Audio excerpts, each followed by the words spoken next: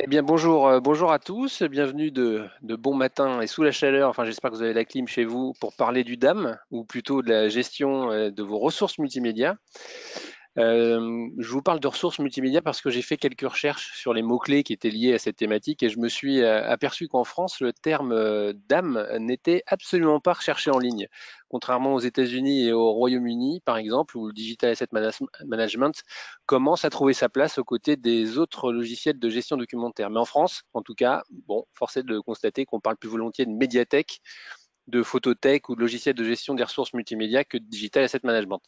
Bref, mais si vous êtes là ce matin avec nous, c'est que vous connaissez forcément cette expression et que vous savez de quoi, ce qu'elle recoupe en tout cas.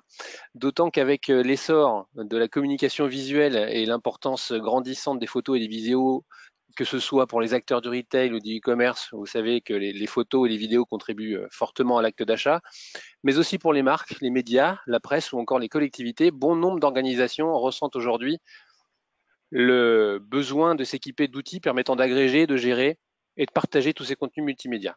Donc, d'où un net regain d'intérêt pour toutes les plateformes de DAM qui offrent désormais en standard de nombreuses fonctionnalités et qui couvrent un large éventail de besoins, allant de la simple gestion des photos et de vidéos façon médiathèque jusqu'à la création de circuits de validation plus complexes pour du packaging produit par exemple, avec différentes options de déploiement, des fonctionnalités collaboratives liées à la gestion de projet et différents outils facilitant l'indexation et la diffusion de ces médias.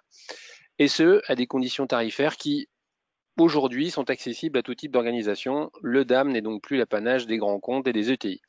Mais avant de laisser la parole à deux expertes de la question qui sont à mes côtés, Isabelle Billeret de Dalim et Patricia Guillamot, qui est directrice de la communication et du marketing au CE de la RATP, je voulais partager avec vous quelques résultats rapides d'une enquête menée par Archimag en début d'année sur les usages du DAM et sur la façon dont aujourd'hui les organisations, publiques comme privées, gèrent leurs ressources.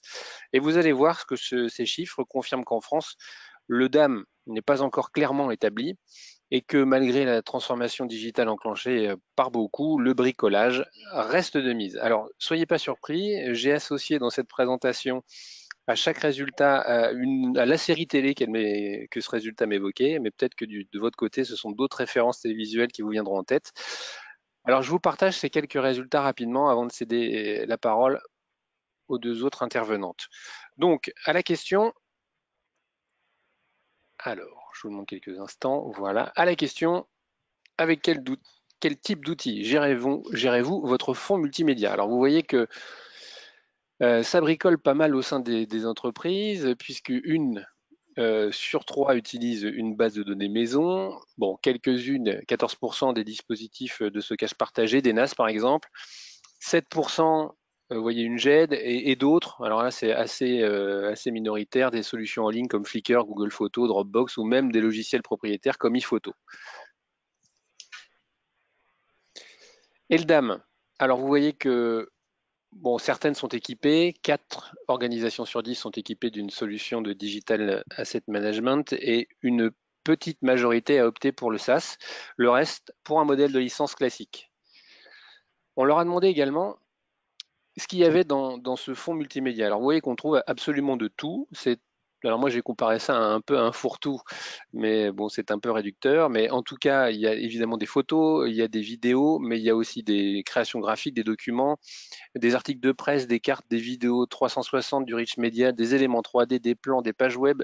Bref, le DAM sert à stocker absolument tout et ne se limite pas uniquement aux photos et aux vidéos. Alors, ensuite, ces médias sont vous voyez, pour 70% hébergés en interne sur des serveurs, 26% seulement dans le cloud, le reste sur des supports physiques, ce qui est plus étonnant. Et alors pour quels usages précisément? D'abord pour la communication et des besoins liés à l'organisation d'événements. C'est le cas pour une organisation sur trois, mais aussi à des fins de conservation. C'est le cas pour une organisation sur cinq, ou encore pour la diffusion web. Là, c'est plus marginal. 11% seulement. Pour le marketing et le commercial, 11% seulement. Et dans une moindre mesure pour des besoins techniques comme le e-commerce, le e-learning ou la R&D. Bon, au final, on leur a demandé quel était le problème avec leurs ressources multimédia. Voilà, et il y a plusieurs sont ressortis, mais les trois principaux sont la recherche des médias, pour la grande majorité, pour 58% des sondés, la gestion des droits, pour 52% d'entre eux, et l'éparpillement des ressources au sein de différents systèmes de stockage, pour 48% des sondés. Alors, d'autres problèmes sont aussi pointés du doigt, dont la réutilisation de certaines de ces ressources pour 43% des sondés, la gestion de multiples formats, le partage des ressources avec des partenaires ou des clients externes, la publication des ressources dans différents formats, le tracking de ces ressources, la gestion des accès, le contrôle des versions. Bon, vous voyez qu'il y a pas mal de problèmes qui se posent à tous ceux qui manipulent des médias. Et là où il y a un vrai problème, c'est que vous voyez que la plupart du temps, tous ces médias sont échangés via des services comme WeTransfer, Dropbox et autres à 59%, mais aussi et surtout par mail, ce qui pose un vrai problème. Et Isabelle Billeret vous en touchera peut-être quelques mots ensuite. Alors vous voyez aussi que le serveur, via des serveurs FTP, ça existe encore, les clés USB, les disques durs externes aussi. Alors ensuite, on leur a demandé évidemment quels avantages elles pourraient tirer d'un DAM. Et donc vous voyez que là, 3 organisations sur 4 répondent d'abord à une optimisation de la collaboration et du partage et de la visibilité sur les projets en cours avec des partenaires internes ou externes. Donc le DAM est envisagé comme un véritable outil de collaboration et de gestion de projet. L'amélioration de la qualité et de l'efficacité de la communication n'est pas très loin derrière et concerne 2 organisations sur 3. Vient ensuite la réduction des risques juridiques, par exemple la conformité avec les droits d'auteur, mais aussi ensuite la baisse des coûts grâce à des processus de travail plus efficaces. Ce sont les arguments qui sont cités par un peu plus de 50% des organisations sondées. Enfin, parmi les autres avantages avancés, citons la réduction des coûts de création pour plus d'une organisation sur 3 et l'accroissement de la notoriété de la marque pour une organisation sur 4. Alors une question qui semblait intéressante, c'est de savoir à quoi on peut relier le DAM, avec quels autres outils on peut l'interfacer. Eh ben, en majorité, c'est la suite Creative Adobe qui arrive en tête de liste, 57%, suivi d'Office 43%, des CMS 40% et d'autres logiciels de retouche vidéo 40%. Alors on a plein de noms qui ont été cités. Notez toutefois donc que le CRM, les sites e-commerce, le PIM, le RP, les outils de marketing automation et d'autres logiciels créatifs ont été également cités, mais dans une moindre mesure. Alors, je suis allé un peu vite. On a demandé aussi à ces organisations ce qu'elles attendaient d'une plateforme de DAM. Alors, les trois attentes principales concernent l'efficacité du moteur de recherche. Alors là, ça a été cité par quasiment l'ensemble des répondants. De puissantes capacités d'indexation, elles n'ont plus envie de se faire suer à indexer des médias, et la gestion fine des droits d'auteur. Alors viennent ensuite d'autres fonctions qui ont déjà été mises en avant, des fonctions collaboratives, des possibilités d'interconnexion large, des fonctions de conversion, de prévisualisation d'édition vidéo, et la possibilité d'automatiser certaines tâches avec des workflows. Donc le DAM, si on résume, ça doit être facile à utiliser, facile à indexer, facile à rechercher et parfaitement sécurisé. On a posé une question sur l'IA. De l'IA, vous attendez quoi? Alors vous voyez, hein, c'est la reconnaissance automatique des composantes de l'image qui arrive en tête avec reconnaissance des couleurs, l'indexation, la reconnaissance de forme, etc. Et aussi l'indexation automatique des vidéos grâce à des mots-clés. Enfin, on leur a demandé si le DAM c'était évidemment dans les tuyaux. Vous voyez que c'est envisagé par quasiment 2 organisations sur 3. C'est en cours pour 15% et c'est prévu dans l'année même pour 9% d'entre elles et dans les 18 mois à venir pour d'autres 9%. Voilà, alors je voulais partager avec vous ces résultats qui sont intégralement disponibles dans un e-book qui est consacré au sujet que vous retrouverez sur le site archimac.com. Et voilà, alors maintenant je laisse la main à Isabelle euh, qui va nous parler plus concrètement du DAM et de ses possibilités.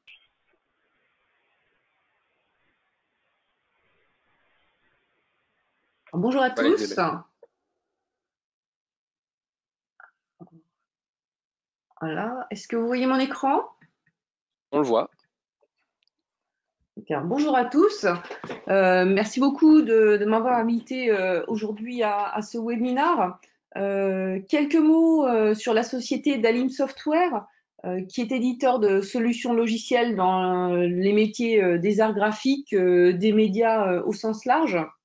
Donc, on existe depuis une trentaine d'années. Moi, je suis au sein de cette organisation avec un profil technico-commercial. Je suis en charge de la distribution de nos produits sur l'Europe. Le siège de Dalim Software est en Allemagne. C'est une société, je dirais, européenne. On a une forte majorité de personnes françaises au sein de la société. On est présent dans plus de 30 pays à travers le monde et on a un groupe utilisateur très développé qui se réunit 2 fois l'an, Duo. Aujourd'hui, ce qui occupe nos journées, c'est de pouvoir mettre à la disposition des solutions à ces différents acteurs, qui soient aussi bien au niveau de l'industrie, de la santé, des biens de grande consommation, de l'éducation, de la grande distribution, des médias. Ce qui est important pour toutes ces entreprises, c'est d'avoir à disposition des outils qui vont leur permettre de communiquer simplement et en toute efficacité. Ici, quelques références. On peut citer des gens tels que Royal Canin en France ou Pierre Fabre ou encore des gens tels que Ikea, Office Dépôt à travers le monde. Et nos solutions vont permettre justement à tous ces acteurs de pouvoir collaborer ensemble sur toute la chaîne graphique, de la capture de photos, de vidéos jusqu'à la distribution, en permettant d'automatiser tout un lot de processus de conversion, par exemple la mise à disposition d'images pour les sites web ou pour l'impression ou pour de la PLV, ou pourquoi pas la distribution directe sur les systèmes, les réseaux sociaux. Maintenant, essayons de nous concentrer un petit peu plus au niveau du sujet. Aujourd'hui, la donnée et les médias sont au cœur de tous les processus d'une entreprise. On parle beaucoup de la transformation digitale et justement tout ce qui a trait au multimédia est totalement partie prenante de ce processus. Et si on regarde ce qui se produit justement dans le cadre de cette digitalisation des entreprises, on s'aperçoit qu'un fort pourcentage des personnes, sur une récente étude menée aux États-Unis par Gallup, entre 15 et 20% des personnes par an en plus vont travailler à distance. Ces personnes travaillant à distance, si elles savent ce sur quoi elles travaillent, il est un petit peu plus nébuleux pour elles, de savoir ce qui se passe et quelles sont les priorités de leurs collaborateurs. Donc, on a un vrai manque de transparence. Si on regarde maintenant plus particulièrement, et comme le soulignait tout à l'heure Eric, la partie email, on a une augmentation du trafic avec une forte complexité des échanges tout azimut. On a en moyenne, et ça c'est bien une moyenne, 90 emails professionnels, hein, on parle d'emails professionnels, par jour reçus, donc à traiter, et une quarantaine d'emails par personne à envoyer, donc en plus bien évidemment du quotidien. Donc on arrive à imaginer facilement la difficulté à pouvoir tracer toute cette information. D'ailleurs, un constat, au niveau des spécialistes des équipes marketing, 92% déclarent que leur plus gros souci, c'est la validation notamment des documents à mettre en œuvre pour pouvoir communiquer proprement. À cela, on ajoute un autre constat, c'est l'augmentation continue de visuels, qu'il s'agisse d'images, qu'il s'agisse de vidéos, de bandes son, de sites web ou de SKU, de communication sur les produits. Et là, on est complètement dans la fuite en avant. C'est quelque chose qui se décuple d'année en année. Donc, on a un lot massif de données à gérer.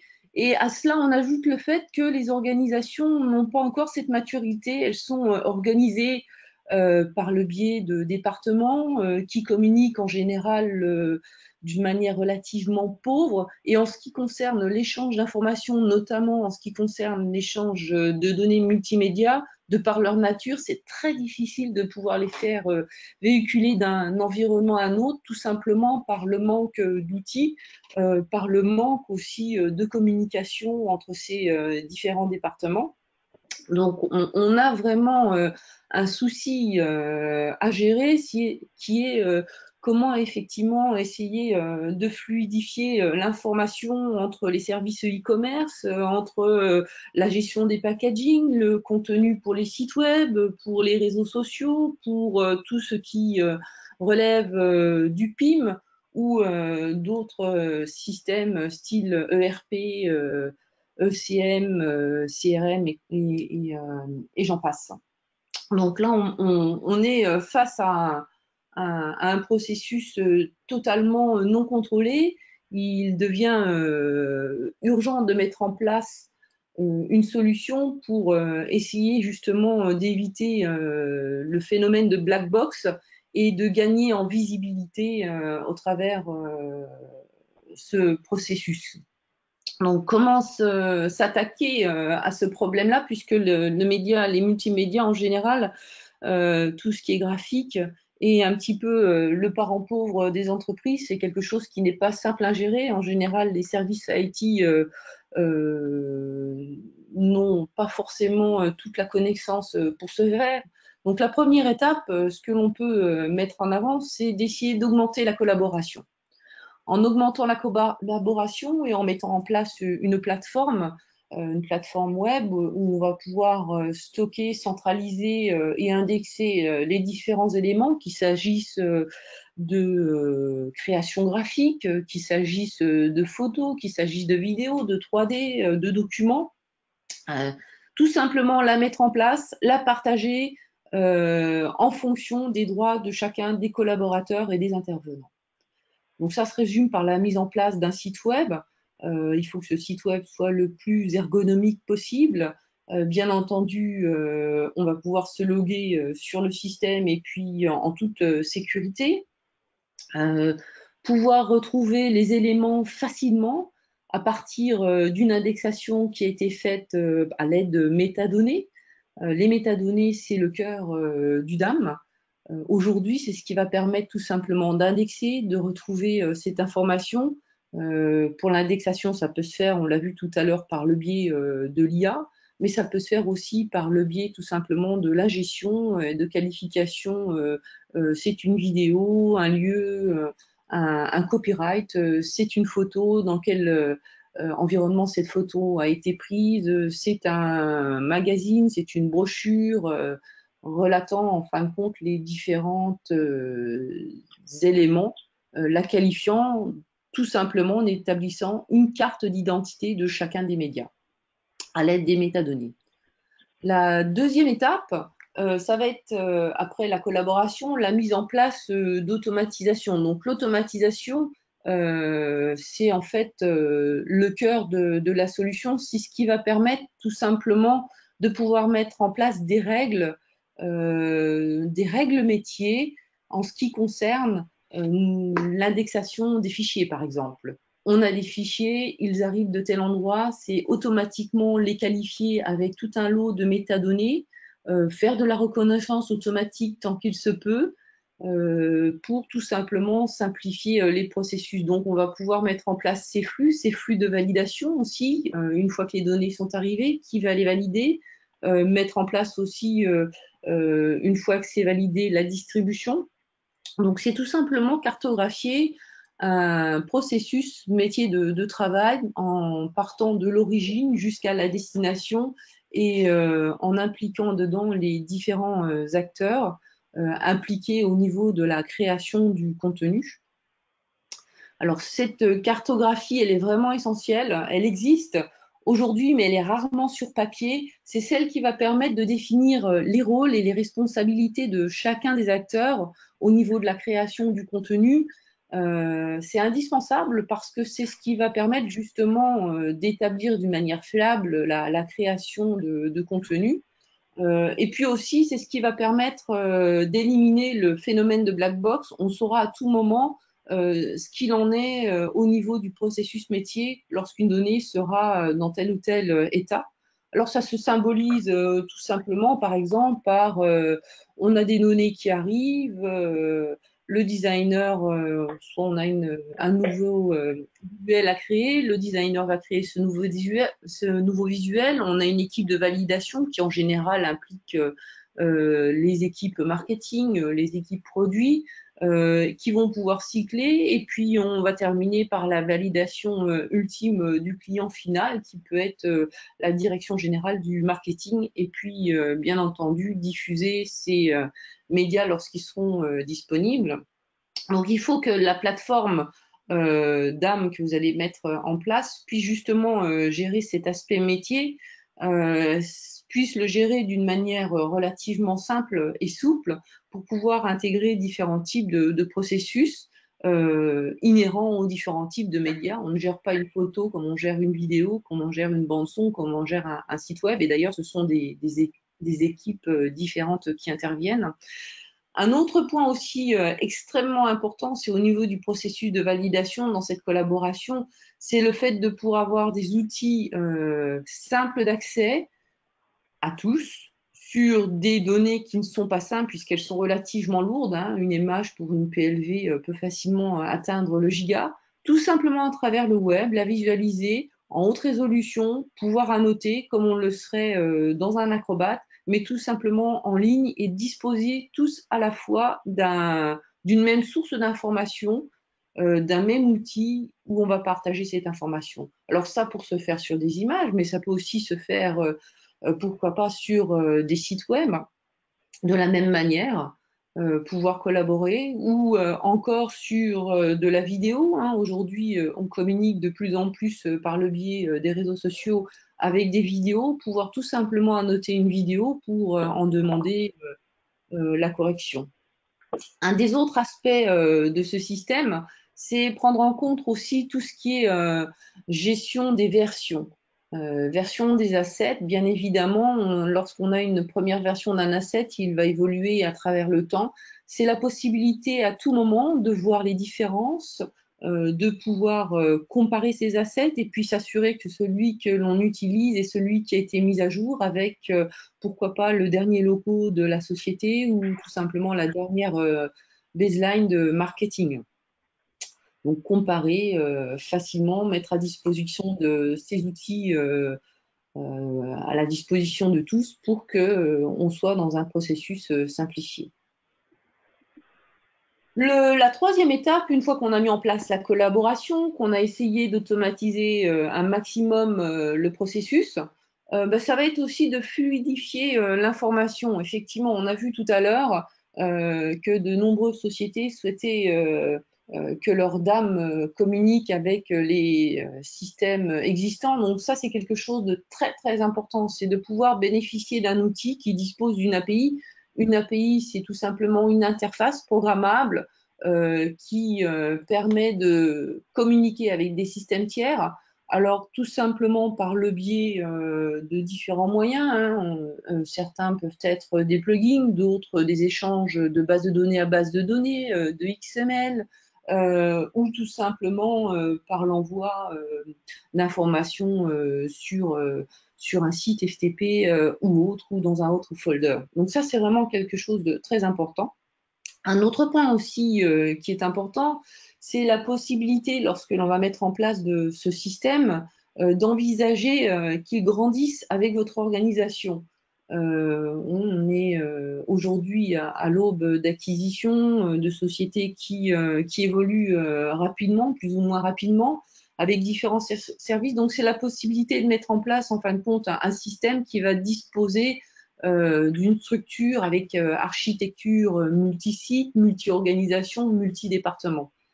C'est aussi un système qui doit pouvoir aussi s'intégrer facilement avec les outils de tous les jours. Lorsque je me logue sur mon système, si j'ai mon mot de passe pour pouvoir me connecter à mon environnement de travail, ça serait bien que ce système-là, je n'ai pas à retaper mon mot de passe, qui communique automatiquement et qu'il soit suffisamment intelligent par le biais justement de tout ce qui est SSO. Et puis aussi la possibilité de mettre en place un système qui soit en fonction des prérogatives de l'entreprise, soit sur site, on-premise, ou dans le cloud, en mode SaaS.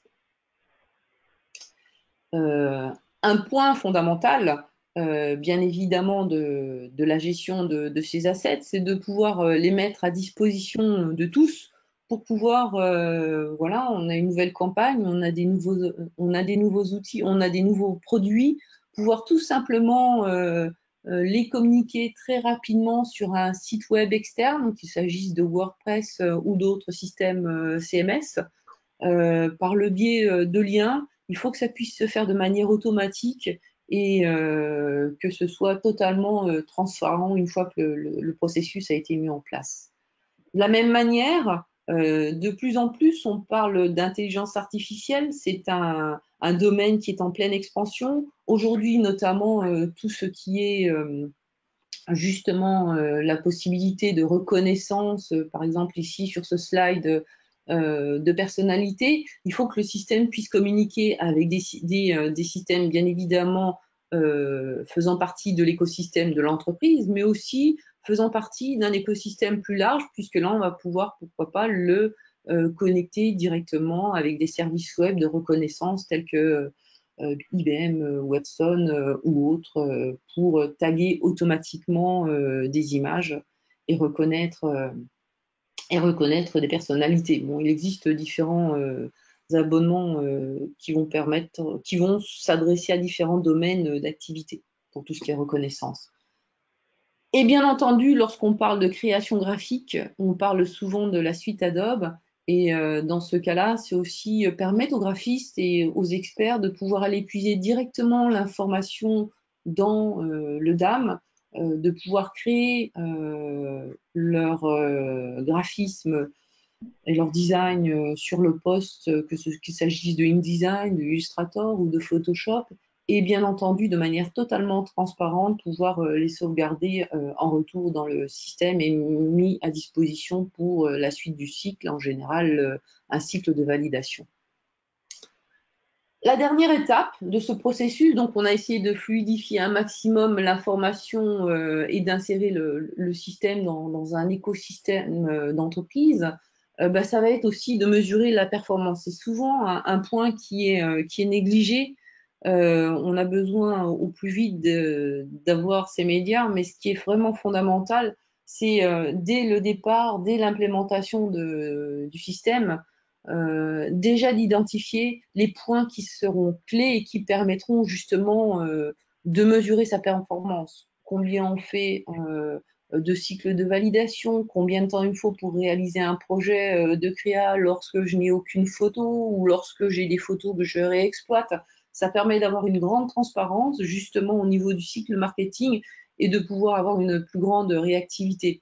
Ce qui est aussi très important, c'est de pouvoir, bien entendu, mettre en place la traçabilité, notamment dans le monde de la grande consommation ou de la pharmacie, où là, lorsqu'on va communiquer sur un produit, avoir une image, s'assurer que cette image est la bonne image et qu'on n'est pas à même de mettre une mauvaise image et que si c'est le cas, eh bien retrouver ce qui s'est passé dans le système. Donc, on va pouvoir mettre en place tout un lot de KPI, de tableaux de bord qui vont permettre d'analyser ces informations et bien évidemment d'améliorer le cycle mois après mois. Tout ce qui est rapport d'historique qui vont permettre bien évidemment de s'assurer que les bonnes données sont au bon endroit. Donc, lorsque l'on aura mis tout ceci en place, si on se résume, donc ça va se résumer à toute la partie création, ingestion, avec la mise en place de cycles de validation, la fluidification des process avec tout ce qui est automatisation, par exemple de l'indexation, de la conversion des fichiers pour les sites web, pour l'impression ou pour autres, et puis bien évidemment la mesure. Alors je crois que là on a aujourd'hui le témoignage de Patricia Guillemot du CE de la RATP justement qui est passé par ces différentes étapes et qui aujourd'hui nous fait part de son expérience et de la mise en place d'un DAM au sein du CE de la RATP. Voilà, merci Et alors, beaucoup à vous, Patricia. juste avant de passer la parole à Patricia, je voulais tous vous rappeler que vous pouvez poser des questions. Vous avez un outil vous avez un onglet qui est disponible pour cela. N'hésitez pas, on y répondra à la fin de la présentation de Patricia, à qui je passe la main tout de suite. Mais bonjour à tous. Déjà, pour commencer, est-ce que l'écran CE Oui, est visible? Oui, oui, c'est bon. tout va Ben bien. alors, on va attaquer. Merci déjà de m'avoir invité à participer à ce webinaire et à partager notre expérience utilisateur, puisque nous sommes l'un des nombreux clients à avoir adopté la solution d'Alim. C'est d'autant plus intéressant aujourd'hui pour nous que nous sommes dans le contexte de digitalisation de notre entreprise et que donc cette plateforme collaborative va nous permettre vraiment de maîtriser, j'allais dire, tous les supports qui vont nous accompagner dans ce process. Alors peut-être un mot pour commencer sur le comité d'entreprise de la RATP. Qu'est-ce que c'est un comité d'entreprise et notamment celui de la RATP? C'est très simple en fait. Nous nous adressons chaque jour aux salariés et aux retraités de l'entreprise RATP en leur proposant tout un tas de prestations qui vont du repas pour moins de 5 euros, avec des chiffres quand même que je vous laisse découvrir qui sont assez importants, hein, puisqu'on est à peu près 1,3 million de repas par an, soit 4 300 repas par jour. Nous avons 26 restaurants disséminés sur Paris et l'Île-de-France, et puis des distributeurs automatiques aussi de produits frais. Donc une prestation restauration, mais également une prestation vacances, 30 000 vacanciers chaque année, des centres de vacances que soit nous détenons en propre, soit nous détenons en copropriété avec un certain nombre de partenaires, et puis un certain nombre de destinations l'été comme l'hiver et de séjours en colonie pour les enfants et les jeunes. Des événements également pour permettre aux agents de se divertir, l'arbre de Noël, les tournois sportifs, que ce soit le foot, le karting, la pétanque. Donc on arrive à peu près à 50 000 participants par an totalisés sur l'ensemble de ces rendez-vous. La culture et les loisirs ne sont pas en reste puisque on atteint quasiment les 300 000 billets subventionnés par le CE par an. Donc des billets qui donnent accès à du théâtre, à de l'opéra, à des expos, des concerts, enfin vraiment toute forme de culture et de loisirs. Nous avons également un réseau de médiathèques, un centre culturel. Je crois qu'on est l'un des rares CE de France à pouvoir en avoir un. Et puis des privatisations également, des avant-premières à hauteur de quasiment 12 000 participants. Et enfin, on a aussi dans notre escarcelle, j'allais dire, une mission très importante qui est la défense des droits des salariés, et notamment le CE aujourd'hui, dans un contexte économique parfois un peu tendu, c'est aussi une valeur ajoutée, c'est aussi un acquis social et quelque chose que l'entreprise peut mettre en avant pour ses salariés. Voilà un petit peu ce qu'est le CE. Alors, pour entrer plus précisément dans ce qu'est la plateforme et comment elle a un petit peu changé la vie de la direction de la communication et du marketing, le CE, ce sont 400 salariés, dont 200 qui sont dévolus à la mission de la restauration. Donc, sur les 200 collègues qui sont sur les fonctions support et les subfonctions métiers, vous avez donc en fonction support la direction de la com et du marketing.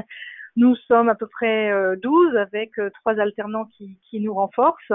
Et notre mission, bien évidemment, vous l'aurez compris, c'est de faire connaître l'offre dont je vous parlais précédemment, que ce soit les vacances, la culture, la restauration, sur des supports qui sont à la fois print et digitaux. Et pour n'en citer que quelques-uns, avec des illustrations sur la partie droite de l'écran, nous avons un magazine mensuel d'une 40aine de pages, des catalogues vacances 2 fois par an, un site internet évidemment, une appli mobile, une page Facebook, un compte Twitter, des écrans d'information interactifs et une newsletter mensuelle. Voilà quelques-uns de nos principaux supports. Mais ce ne sont pas les seuls. Alors, la plateforme, la solution d'Alim, qu'est-ce qui nous y a amené? En mars 2014, quand j'ai pris mes fonctions au niveau de la direction de la com et du marketing du CE, je me suis très vite aperçue qu'il y avait un manque de fluidité dans le process de production des supports. Ça se traduisait comment? Eh bien, c'était assez simple, ou très compliqué, au contraire. Une gestion fastidieuse pour les clients en interne de leurs demandes de travaux au niveau du service PAO. Une gestion qui passait par beaucoup de papier, beaucoup de transcriptions manuelles, avec une absence de visibilité et pour nous et pour nos clients. Un manque de réactivité et d'autonomie au niveau de la direction de la communication, puisque là, tout était manuscrit ou tout était transmis de façon orale ou par des mails, effectivement, comme le disait Isabelle, 90 mails professionnels. Je peux vous assurer qu'à l'époque, on était bien au-delà de cette référence. Quelque chose aussi qui m'a inquiété, qui était l'absence d'archivage automatique et puis un manque de sécurisation, par conséquent des fichiers qui n'étaient pas archivés et qui en plus n'étaient pas sécurisés lorsqu'on les envoyait en production. Donc je vous laisse imaginer les soucis récurrents au moment de signer le BAT par exemple. Donc, en résumé, en 2014, perte de temps, process lourd à comprendre et à appliquer pour les clients en interne et la direction de la communication. Ce qui nous a conduit, 2 ans plus tard, à mettre en place une plateforme collaborative, seule et unique, pour gérer l'ensemble des demandes en interne de travaux. Donc, plateforme qui nous a permis donc de gagner en rapidité, d'envoyer des éléments de brief de différentes natures, aussi bien de la photo, de la vidéo, des textes, des schémas, qui nous permettaient ensuite de réaliser les supports. Plateforme qui nous a également permis de consulter les supports déjà réalisés pour s'en inspirer ou les mettre à jour, visualiser les maquettes et leurs évolutions. Pour les clients, apporter, j'allais dire, de façon très simple et fluide, des corrections, des demandes de modifications directement sur les maquettes. Et puis, un système de notification envoyé directement par la plateforme aux utilisateurs dès lors qu'une action était attendue de sa part pour faire avancer le dossier.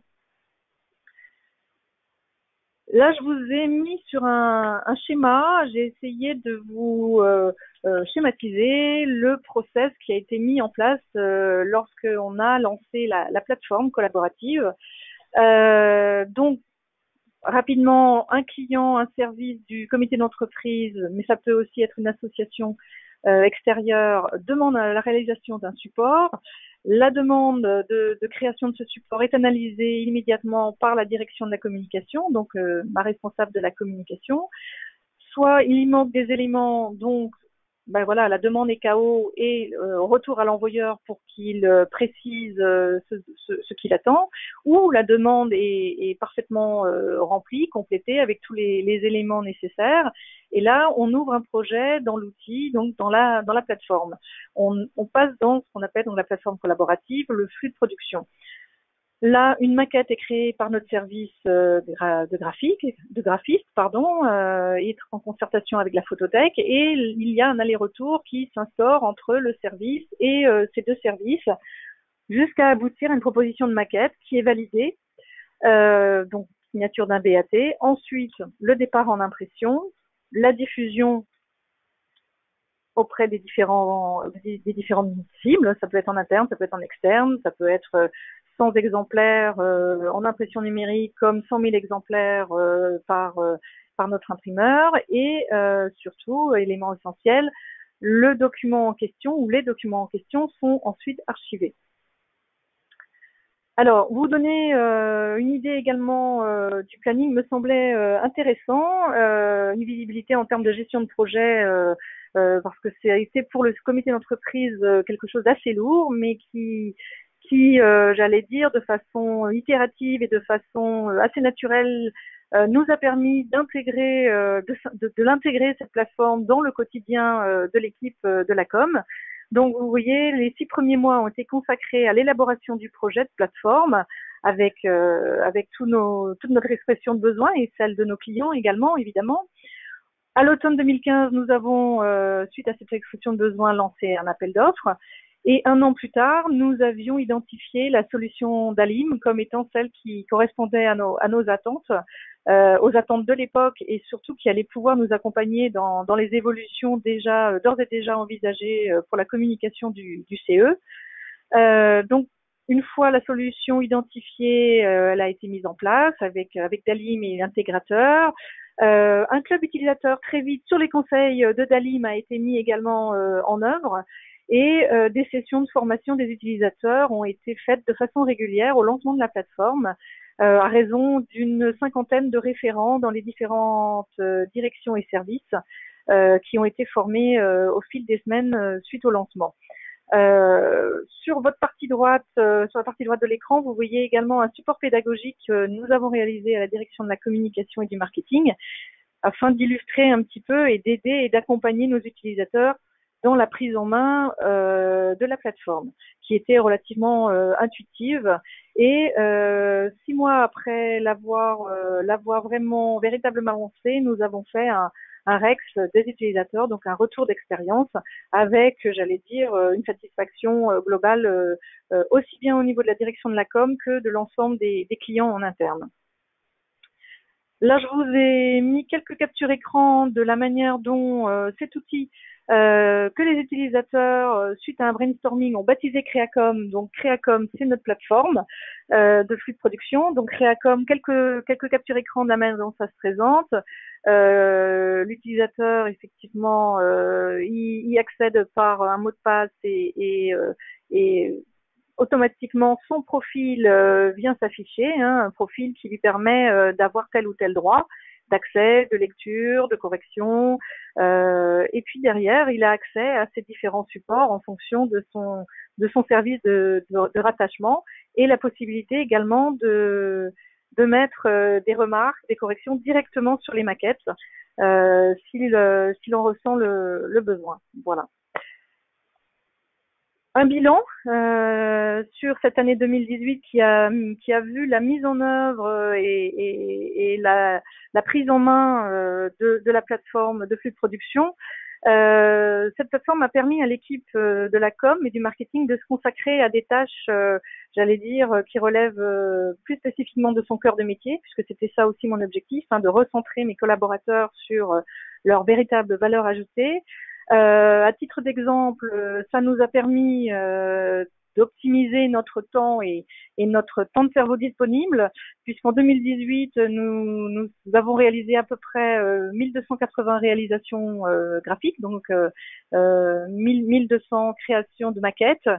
Nous étions en 2018 dans un process de changement de logo et de charte visuelle et graphique du comité d'entreprise. Donc là aussi, la plateforme a été d'un grand secours et en termes de cohérence, en termes de rapidité, de fluidité des échanges avec l'ensemble des directions. Donc 200 documents rien que sur l'année 2018 ont été mis à la nouvelle charte de façon tout à fait rapide et facile.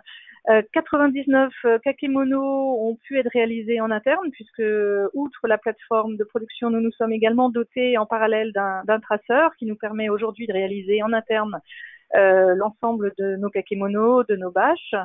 Nous avons également consacré, une partie de l'équipe s'est consacrée à la réalisation de sous-titrage de vidéos et à un format aussi qui fonctionne très bien sur nos réseaux sociaux qui sont et notre site internet qui sont les motion design. Donc là, nous avons effectivement confié la réalisation de ces supports à nos petits jeunes alternants qui, encore une fois, grâce à la plateforme, ont vraiment pu et se faire plaisir et s'insérer rapidement et parfaitement dans le process de production de contenu. 2 ans et demi plus tard, un bilan un peu plus global, je dirais que la mise en place du flux de production a entraîné un changement à tous les niveaux de l'entreprise, une réorganisation des process et une évolution des métiers, pas seulement au sein de la direction de la communication, mais l'ensemble des métiers, dans les directions support également. Une responsabilisation des services puisque nous avons été amenés ce que j'ai appelé les 50 utilisateurs, donc ce sont les 50 référents qui aujourd'hui sont les interlocuteurs privilégiés de la direction de la communication pour valider, pour mettre à jour les supports et les amener jusqu'au BAT. Le même niveau d'information pour tous en même temps, ça c'est essentiel. Donc ça participe aussi à la diminution des silos qui peuvent encore persister dans une entreprise comme la nôtre. Et la plateforme est un facilitateur de travail en mode projet. Des indicateurs d'activité par secteur qui sont bien utiles au moment où on fait le rapport d'activité annuel. Et puis un positionnement de la direction de la com et du marketing sur plus de l'accompagnement du conseil que de la production pure et dure, avec une meilleure prise en charge des dossiers. Un volume plus important de demandes traitées, donc de la volumétrie, mais qui derrière nous permet aussi de générer de la valeur, puisqu'on a réinternalisé une partie de tout ce qui était production graphique.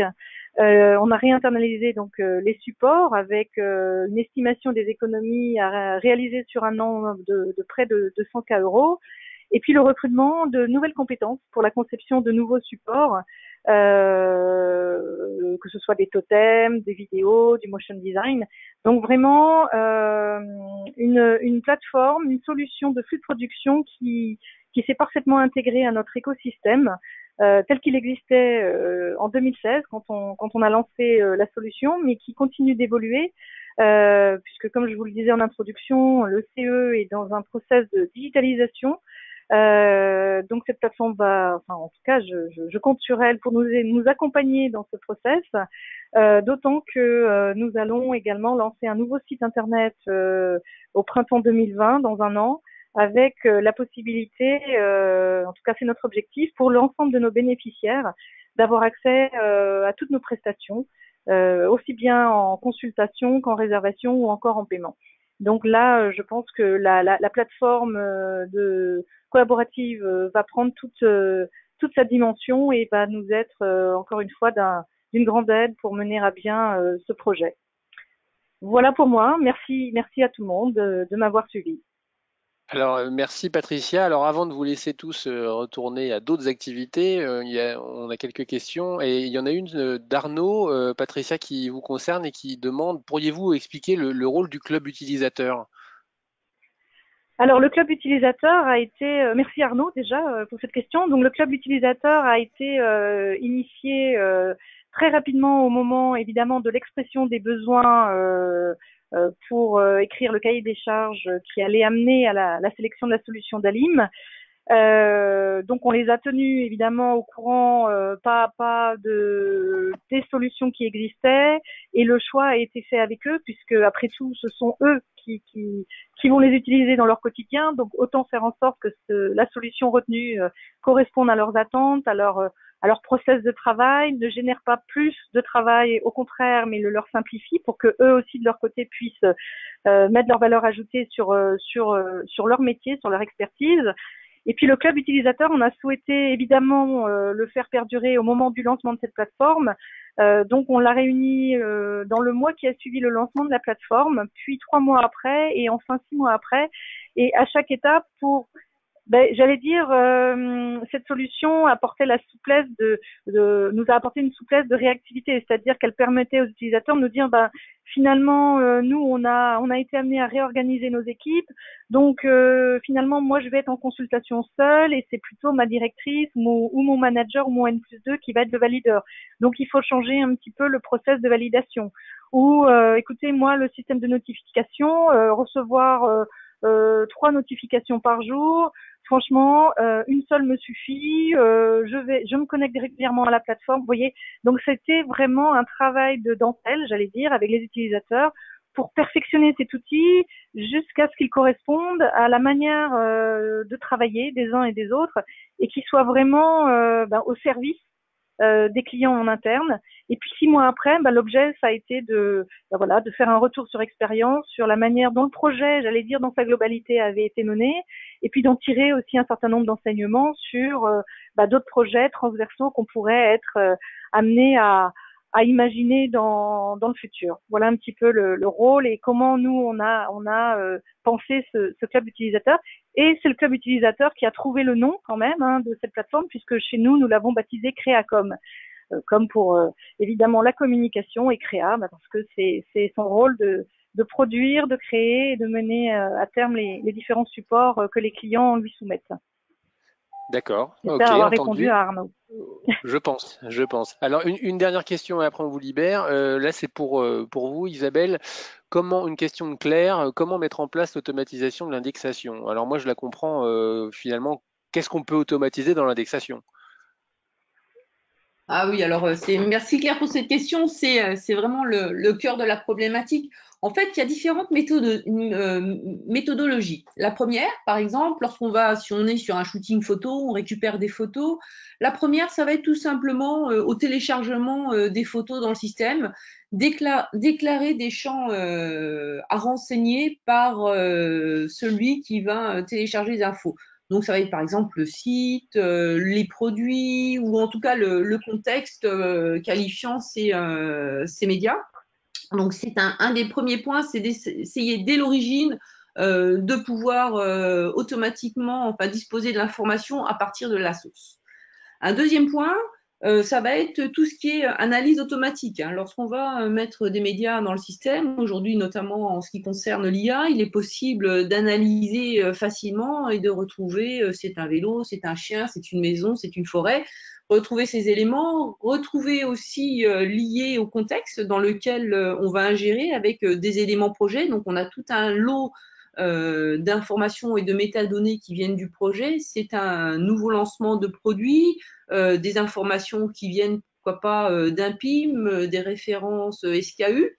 Tout ceci est inhérent au projet et automatiquement les insérer au niveau des assets. Un des derniers points, ça va être tout au long du processus de production, d'enrichir les métadonnées en fonction de l'avancement de l'asset. Ça peut être par exemple son statut, publié, pas publié.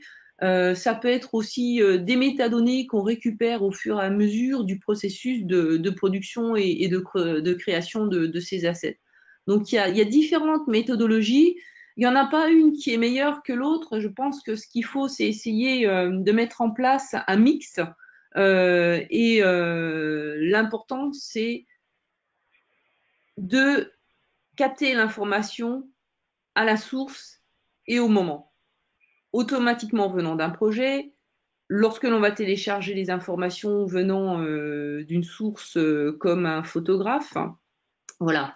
Un autre point au niveau de l'indexation qui est vraiment très très important aussi et c'est souvent, je dirais, assez opaque, c'est la possibilité d'intégrer directement les métadonnées à l'asset.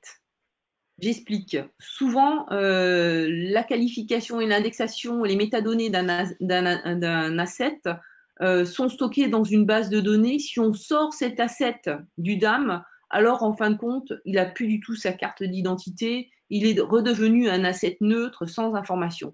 Ce qui est vraiment fondamental, c'est de pouvoir insérer directement dans cet asset ces métadonnées, son indexation, ce qui va permettre, lorsqu'on va le sortir du contexte du DAM, de conserver sa carte d'identité et de pouvoir l'exploiter en fonction des informations qui lui sont relatives. Voilà, j'espère avoir répondu à la question. Il n'y a pas de manière, je dirais, automatique pour tout. C'est un mixte, c'est un cocktail de stratégies à appliquer pour la partie indexation. Entendu. Bah, écoutez, merci Isabelle et merci à tous. Alors, vous aurez la possibilité, on va vous envoyer un mail de télécharger le replay, le visionner de nouveau, et vous aurez aussi la possibilité de poser des questions si vous en avez d'autres par retour de mail, voilà, auxquelles que l'on transmettra ou auxquelles on pourra répondre directement. Voilà, bah écoutez, merci à tous. On vous laisse retourner à cette chaude journée d'été et on vous souhaite une bonne journée. Au revoir à tous. Merci, au revoir. Au revoir.